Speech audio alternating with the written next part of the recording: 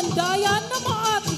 Tumutukoy ito sa isang sapa na matatagpuan sa puso ng lungsod na kilala dahil sa mabilis na pagkatuyo kahit pa man galing sa malakas na pag-ulan.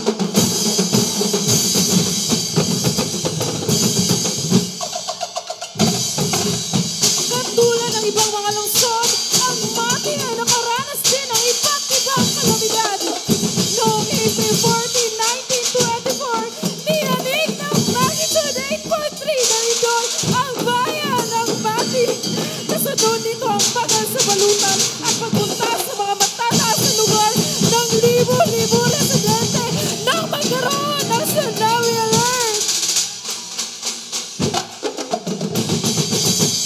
Noong Pebrero 2019, nilamon na nakapipinsalang apoy ang mahigit 50 kabayan at komersyal na mga establishmento.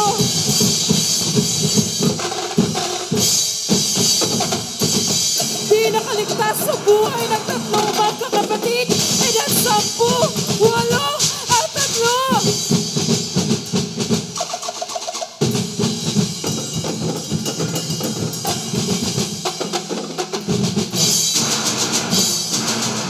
Sino bang makakalimot kay Rubin noong 1990 at Pablo sa taong 2012?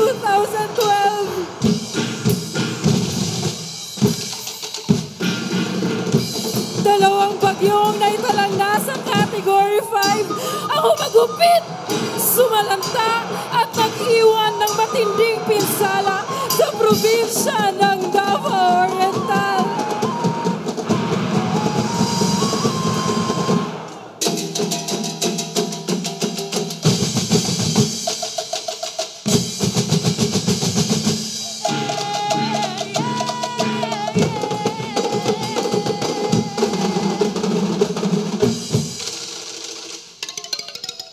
Taong 2019, kumalat sa buong mundo ang COVID-19 at tuluyang naging pandemya.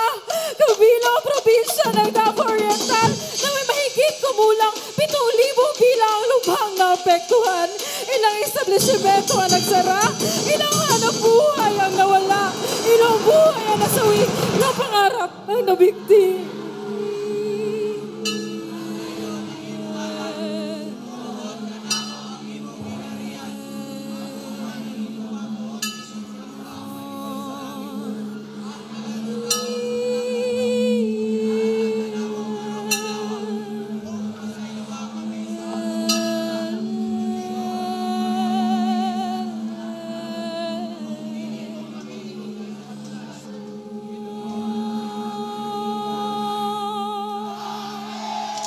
Sa kabila ng mga unos at pagsubok, walang panlipunang tugalian ang aming munting lungsod.